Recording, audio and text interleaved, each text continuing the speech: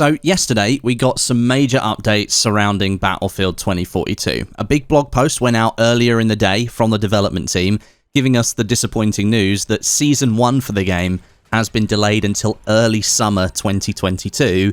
And then later in the day, we had the EA investor call. Always good to listen to for snippets of details about what's happening with EA products. It can really give you a headline direction for what the company is thinking. And these two things, the blog and the investor call, they go hand in hand. There's a reason the blog went out early and then the investor call happens later in the day. But high level, Battlefield 2042 is currently in a lot of trouble. But I think the move to delay content for the game is actually the right one for players and for the game moving forward. It's just a really hard pill to swallow after such a huge build-up last year.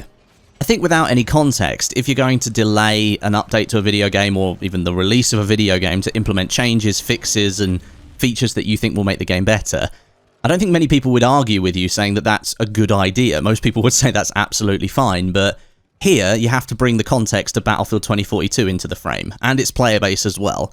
And I think it's very easy then to see why people are just so frustrated and upset with what's going on. There was a big expectation that was set by DICE and EA themselves before launch that Battlefield 2042 would have a strong live service with seasons that would be bringing the new content to the game. And there were actually a couple of different versions of the game that was sold with a year one pass. And that included like 4 battle passes, a bunch of specialists, and various other things. That was sold with the product. Unfortunately, however, all of that seasonal content, all the new content, is being pushed back. And that's really frustrating. You've been sold one vision, and then you're having that vision taken away, and it's been pushed back to a later date. We're now going to be waiting close to 8 months after launch for the first major content update to Battlefield 2042, which I think is completely unprecedented for the Battlefield franchise. And to compare, roughly 8 months after its launch, Battlefield 4, that was actually close to releasing its 4th DLC. This was all the while the same team that was working on the game was working to fix it, improve core features, and work on quality of life additions alongside adding the new content. And as we know, content is king. In 2022, gamers expect new content to be rolling in almost all the time. We live in a world where entertainment arrives instantly at just the click of a button. And Battlefield 2042 is seriously floundering on this front, and I think it's now going to always struggle to compete in a really busy market alongside the likes of Call of Duty and Halo. Listening to EA's investor call last night, CEO Andrew Wilson actually went into a bit more detail on this, and he said that the main reason for pushing back the content was to allow time for the DICE team to rework some of the game's core features and bring them up to the expectation level of the fans. He said, quote, "Some of the design choices we made with the game did not resonate with everyone in our community," end quote. And while he didn't go into detail on what specific design choices didn't resonate with everyone in the community, I do think we can hazard a pretty good guess. Things like specialists replacing classes, the jump to 128 players really hurting game performance and not really improving the gameplay, Hazard Zone, and that's just to name a few.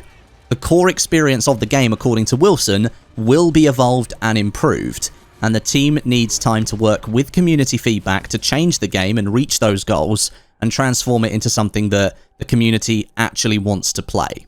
Now that's a good direction overall, it's just quite unfortunate that the announcement of this has come nearly 3 months after launch, and this is a launch where EA has now admitted in that earnings call that the more people experience the full game, the clearer the performance issues with it became. The game is still lacking basic features that should 100% be in place at launch, and they weren't. We're waiting 3 months post-launch for some of those basic features to arrive, most of them still haven't arrived, and now on top of that, new content is being delayed for potentially another 6 months whilst the team works to implement those features and to adapt certain design choices to make the game feel like a Battlefield game. I think the question has got to be asked, who allowed the ship to steer so far off course here? Diving a little deeper into the earnings call, EA almost refused point blank to reveal sales numbers for Battlefield 2042. In an answer given towards the end of the Q&A section, CFO Blake Jorgensen said, quote, "We're going to refrain from trying to give updates on units because we know that remember Battlefield is less than 10% of our revenue, so I'm not sure what you would do with that." Clearly, we sold less units than we thought we would, but what I would say is that, remember, these games are long tails, and so our goal is to add new content, new ways to play, new excitement, to stretch this out, and in some ways, we hope it benefits FY23, that's financial year 2023, end quote. Pretty clear that he didn't want to give an exact figure there. If EA as a company isn't happy to release sale figures of one of their flagship products, and you got to remember that Battlefield 2042 was labeled as one of their flagship next generation products, if they're not happy to release sales figures for that, then you know something isn't going down too well. And this is despite a marketing campaign that delivered massive views on trailers and really did succeed for the most part in getting people excited for this game.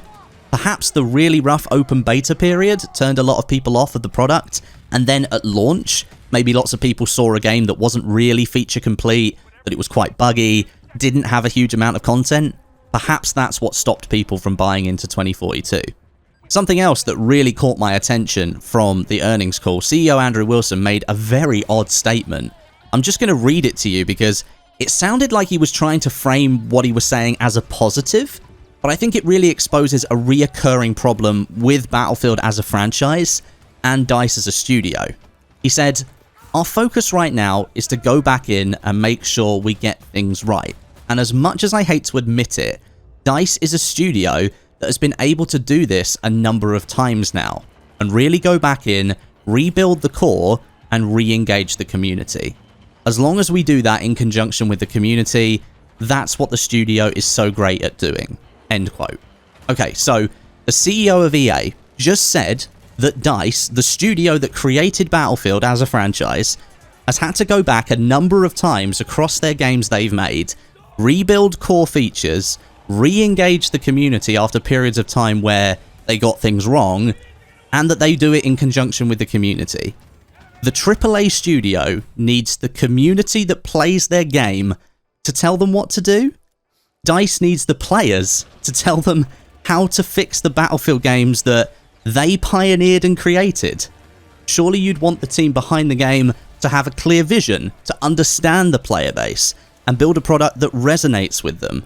That seems like a really odd statement to make in an investor's call, almost admitting that the studio that created the franchise keeps getting it wrong, and that the players are basically having to tell the studio what to do in order to make the game good enough that they'll go and play it. I don't know, that just seems like a really weird thing to say in front of all your investors. To sort of summarize what you can expect to happen with Battlefield 2042 between now and Season 1, which is coming in early summer, roughly 5 or 6 months away, high level, not a huge amount is going to be happening in terms of content.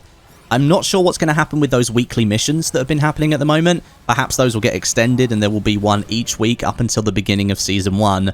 Those weekly missions were literally described as pre-season content, so maybe that's carrying on, but we haven't really had any confirmation there. But DICE did list some of the things they will be working on in the immediate future as some of the features that they'll be bringing to the game that aren't currently there. We're going to be getting a proper scoreboard, in-game VoIP, and a player profile screen. DICE actually put out a design for their updated scoreboard a couple of weeks ago, and it was heavily criticised for not really being a scoreboard at all. So they've taken on some more feedback from the community, and they've now said that the scoreboard will have 2 tables, one for each team, and KD scoring will end up coming in a separate update after the scoreboard being implemented. The fact that I'm having to explain how DICE is going to fix a scoreboard in a first-person shooter, it really does give you an idea of where Battlefield 2042 is sitting right now, doesn't it? The player profile, this is just basically going to be a stats page, something that previous Battlefield games shipped with at launch that for some reason didn't ship with Battlefield 2042. There's going to be a clearer focus on creating tighter squad loops during gameplay. This is likely in reference to feedback that in 2042 there's basically no team play or squad play feeling at all, thanks to the lack of classes being replaced by specialists. Here's hoping that that's one of the core design features Andrew Wilson was talking about, and that specialists will sort of be classified into proper classes. That'd be a good step forwards. I can't see DICE deleting specialists since they tie into the lore and the story, and of course the microtransaction model for 2042. But if they could just be grouped into classes, I think that'd work pretty nicely. And then apparently DICE is going to be using a new feedback loop with the community to get feedback, implement it into designs, and then present updated designs to the community, which can help make the game better. That to me just sounds like standard feedback procedures, but if that means up until now DICE hasn't really been listening to the community and has now decided that they will listen, then that's great. So, Battlefield 2042 right now is probably at the lowest point it's going to get. And I say probably because the last time I made a video about Battlefield 2042, I thought then we were at the low point, but since then, we've actually gone deeper into the pits of despair, and you never know, it could actually get worse. We have from EA and DICE a roadmap for a roadmap. We know that in 5 to 6 months' time, the live service is going to begin. Now, some people might say that the live service is already happening because of all these updates we've had and all of the things that will happen before content starts, but most of these things that are going to be worked on, they're basic features. They should have been in the game at launch, or literally in the first major update after launch. Not 3 months, 4, 5, 6, 7, 8 months down the road before you start delivering content. If you want to know if I'll be playing Battlefield 2042 between now and the early summer, the answer is it's highly unlikely I will be. There's still nothing in this game right now that's pulling me back in. What was keeping me going was knowing that the seasons of content were due to start soon, and that meant new content for me to play with. New maps, new weapons, new vehicles, new challenges. Something worth playing this game for. That's now all been rescheduled for the summer. So it's likely I won't be playing until the summer gets here. Let me know what you think of all this down below in the comments. Thanks for watching, and I'll catch you soon.